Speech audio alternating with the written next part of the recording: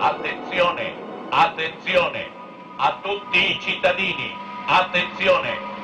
L'epidemia continua a mietere vittime tra la popolazione del nostro paese. L'unico modo per combattere l'epidemia è la vaccinazione obbligatoria. Tutti i cittadini di tutte le età sono tenuti a presentarsi per la vaccinazione contro l'epidemia presso i centri appositamente istituiti dalla Croce Rossa per la campagna antiepidemica. Chi contravviene incorre nella...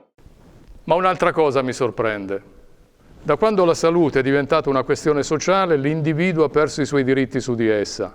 È la società a stabilire la malattia e la guarigione, ne definisce i limiti e le modalità.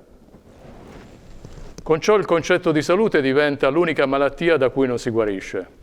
È questo concetto che deve essere estirpato. Bisogna lasciare che le grandi malattie eseguano la condanna che fu loro affidata, senza che la società si intrometta negli affari del destino.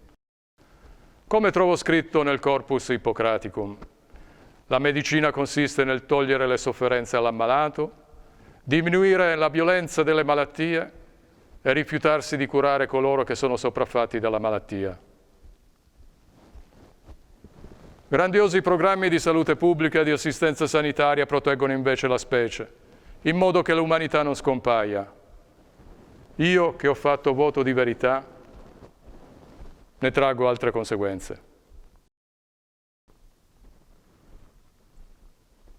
In realtà il concetto di salute è ormai un insano concetto politico. Mi richiama queste parole di un vecchio filosofo tedesco. Nella politica l'uomo è un mezzo, nel miglior caso un mezzo volto al proprio bene. Naturalmente da quando la salute diventò una questione politica tutti furono malati. Con la salute, con questo concetto di salute, si introdusse nel mondo la malattia e fu sancito che nemmeno la malattia, tutto sommato, riguardava il malato, ma concerneva le leggi e la società. La malattia divenne dunque qualcosa in cui non si esprimeva più il rapporto con il proprio destino, ma uno dei tanti rapporti con la società. L'ambizione della politica fu da allora quella di poter affermare l'origine sociale di ogni malattia e soprattutto la natura sociale della guarigione. La canaglia è afflitta da un senso di malattia perpetua, riverbero di una politica più che di una medicina, dove l'individuo è degradato a oggetto di cure. Tutto deve dimostrare che l'individuo è imperfetto e che quindi ha bisogno della politica. E ne avrà bisogno sempre. Corri dunque al tuo lettuccio, raccomanda la politica.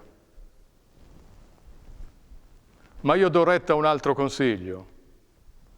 Non sai che la malattia e la morte debbono sorprenderci mentre facciamo qualcosa?